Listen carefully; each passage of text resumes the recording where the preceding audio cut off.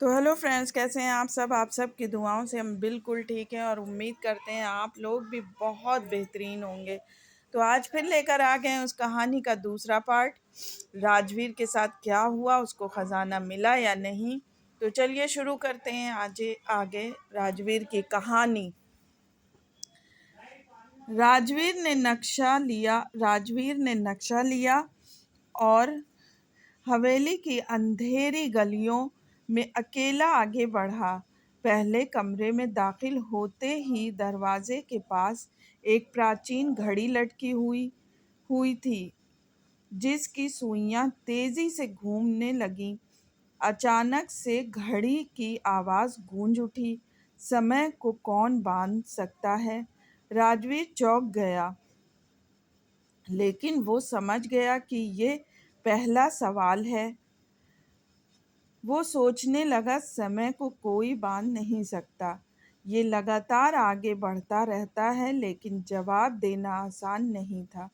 वो कुछ पल के लिए रुका और फिर जवाब दिया, समय को किसी के बस में नहीं रखा जा सकता। जैसे ही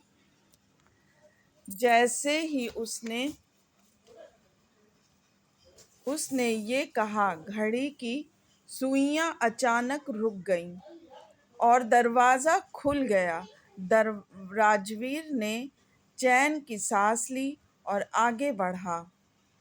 दूसरा कमरा और भी चुनौतीपूर्ण था। वहां दीवारों पर पुराने चित्र बने थे और बीच में एक बड़ा आईना रखा हुआ था। जैसे ही उसने आईने में देखा, उसे अपने बचपन की झलक दिखी। वो समय जब उसने एक बड़ा फैसला गलत लिया था और उसे पछतावा था। अपने अतीत से कैसे बचोगे? दीवार से आवाज आई। राजवीर ने अपनी आंखें बंद की और गहरी सांस ली। उसे एहसास हुआ कि अतीत को बदलना नामुमकिन था, लेकिन उससे सीखना और आगे बढ़ना ही सही रास्ता था। उसने जवाब दिया, मैं अतीत को नहीं बदल सकता, लेकिन मैं उससे सीख कर एक बेहतर भविष्य बना सकता हूँ। ये जवाब सुनते ही कमरा चमकने लगा और दूसरा दरवाज़ा खुल गया। राजवीर धीरे धीरे हवेली के रहस्यों को सुलझाता जा रहा था। हर दरवाज़ा उसे न केवल खजाने के करीब ले जा रहा था, बल्कि उसे खुद के अंदर हर छिपे डर, संशय और पछतावे से भी जूझने पर मजबूर कर रहा था। अब उसे अगले दरवाजे का सामना करना था, लेकिन ये दरवाज़ा सबसे बड़ा और भारी था। क्या वो अपनी आखिरी चुनौती का सामना कर पाएगा? क्या खजाने तक पहुंचने की ये यात्रा उसकी जिंदगी को हमेशा के लिए बदल देगी?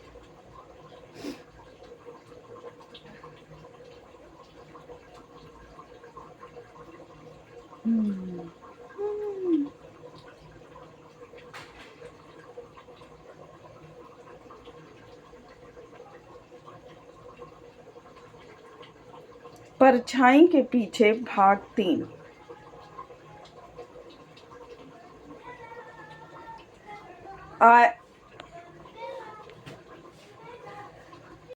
राजवीर अब हवेली के तीसरे दरवाजे के सामने खड़ा था।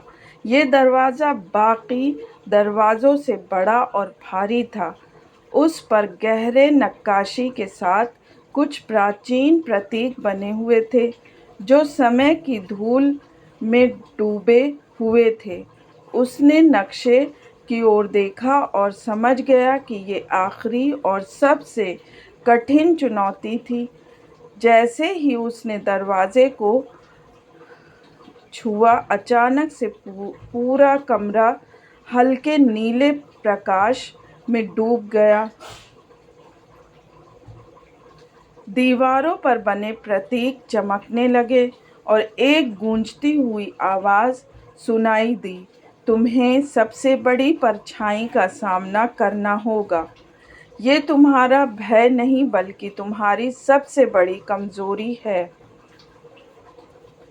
राजवीर का दिल तेजी से धड़कने लगा। उसने अपने जीवन राजवीर का दिल तेजी से धड़कने लगा।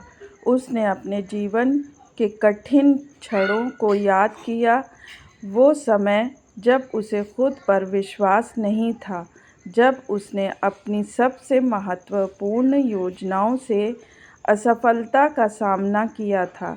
ये कमज़ोरी उस परछाई की तरह थी जो हमेशा उसके साथ थी, लेकिन वो उसे अनदेखा कर आया था। कमरा और गहरा हो गया और एक अजीब सी ठंडक फैल गई। अचानक उसके सामने उसकी ही एक आकृति प्रकट हुई, लेकिन ये कोई असाधारण परछाई नहीं थी। ये वही राजवीर था, लेकिन उससे भी अधिक गहरा, भयावह और निराश। वो राजवीर के करीब आया और उसे देखने लगा।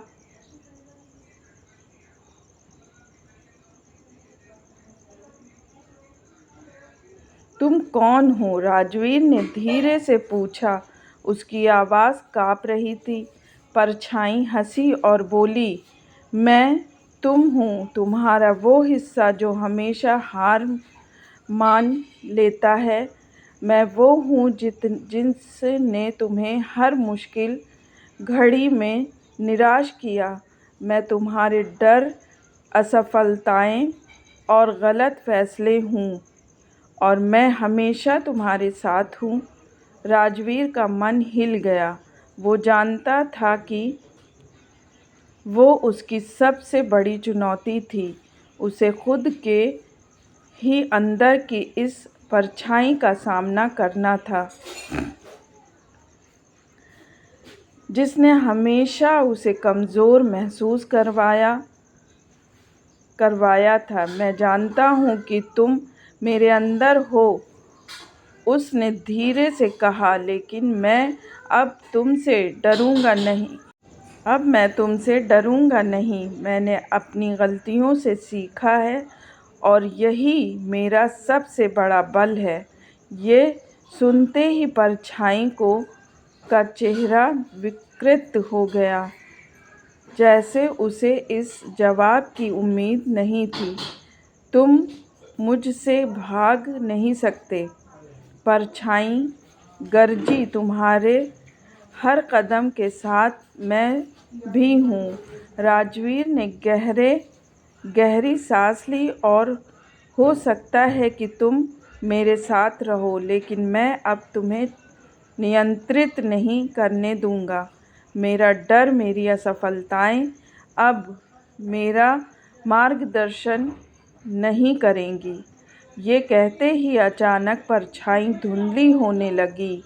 कमरा फिर से सामान्य हो गया और दरवाज़ा खुलने लगा। राजवीर को अंदर से शांति महसूस हुई, जैसे उसने अपने जीवन की सबसे बड़ी लड़ाई जीत ली हो। दरवाजे के पीछे एक छोटा मगर भव्य कमरा था। कमरे के बीचों बीच एक पुरानी लेकिन सुंदर खिड़की थी। खिड़की की तिजोरी रखी थी। तिजोरी के ऊपर एक कागज का टुकड़ा रखा था। राजवीर ने कागज उठाया। उस पर लिखा था, खजाना सिर्फ दौलत का नहीं होता, बल्कि असली खजाना वो है जो तुम्हें खुद को पहचानने में मदद करे। तिजोरी का ताला अपने आप खुल गया। अंदर एक पुरानी किताब थी जो पीढ़ियों से इस परिवार की संपत्ति थी।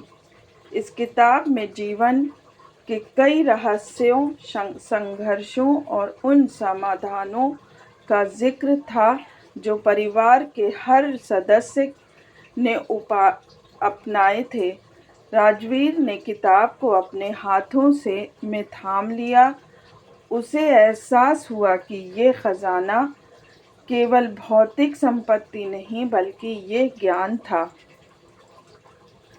जो पीढ़ी दर पीढ़ी उसके परिवार को सुरक्षित करता आया था। ये ज्ञान उसके जीवन की सबसे बड़ी चुनौती के लिए तैयार करता था, जीवन की सच्चाई को समझने और अपनी कमजोरियों को ताकत में बदलने की कला। वो अब हवेली से बाहर आया। आसमान साफ था और हवेली की छाया के पीछे छुट चुकी थी। राजवीर को एहसास हुआ कि छाया पीछे छूट चुकी थी।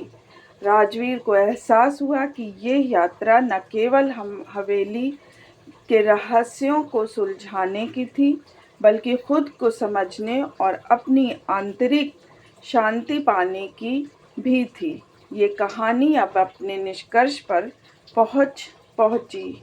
यहाँ राजवीर ने न केवल खजाने को पाया बल्कि अपने भीतर की परछाइयों से भी जीत हासिल की। और ये कहानी कैसी लगी आप लोगों को बताइएगा। बड़ी मेहनत कर रहे हैं।